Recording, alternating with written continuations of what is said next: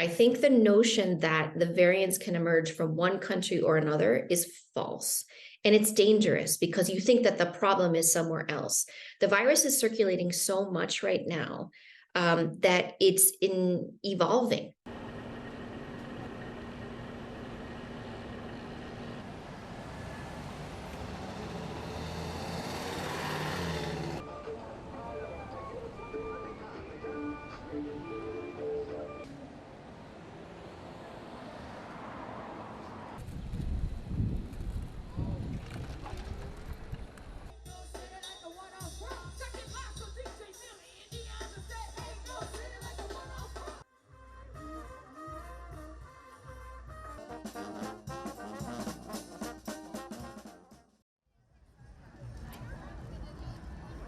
This is not a dominant variant worldwide.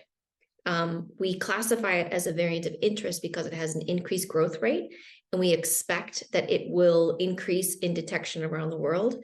But surveillance and sequencing remains quite limited, so it's very difficult for us to say what is circulating everywhere.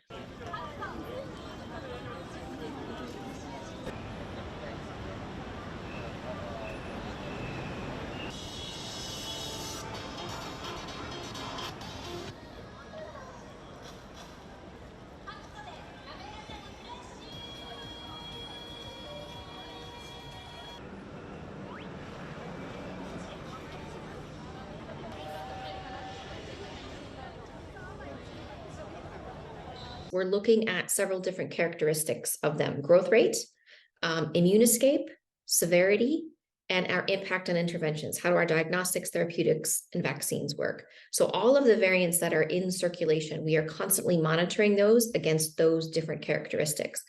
For EG.5, we see that it has an increased growth rate, which means it's more transmissible because of that growth rate increase and its immune escape. So people are going to get infected. We see a similar level of severity, as in it's not less severe or more severe. It could cause the full range of disease, but it's on our radar. It was a variant under monitoring since July because of this increased growth rate, and now we're detecting it in more countries, and we expect that in some countries it may become dominant.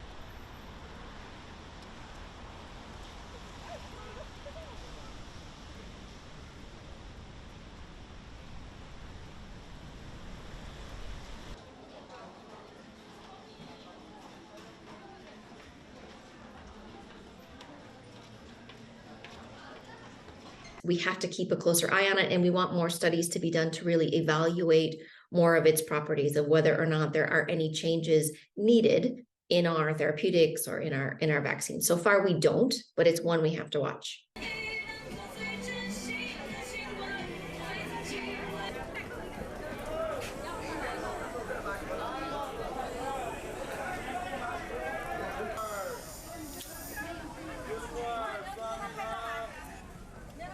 The reason I cannot answer that question is because surveillance has declined massively around the world. And so we don't have a good indication of how many cases there are, either of infection or reinfection. And in fact, we only have, we have half of the world's countries actually reporting cases right now. That does not mean that the other half don't have cases. It just means that they're not reporting them anymore.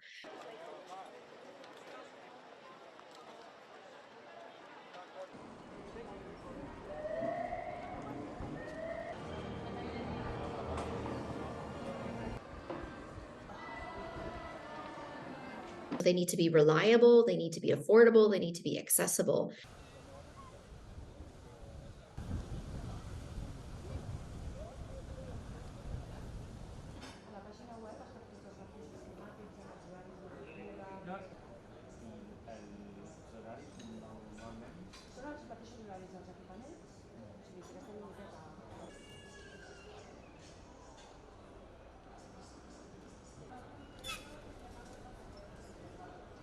These continue to be safe and effective.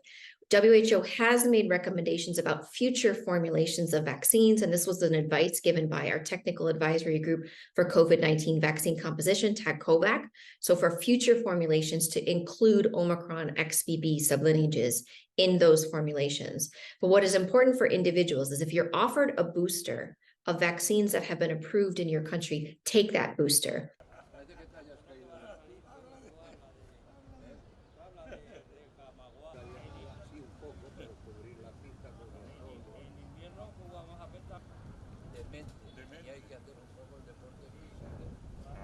In winter months, people spend more time indoors, but in the summer, people are spending more time indoors because of air conditioning. This virus will take advantage.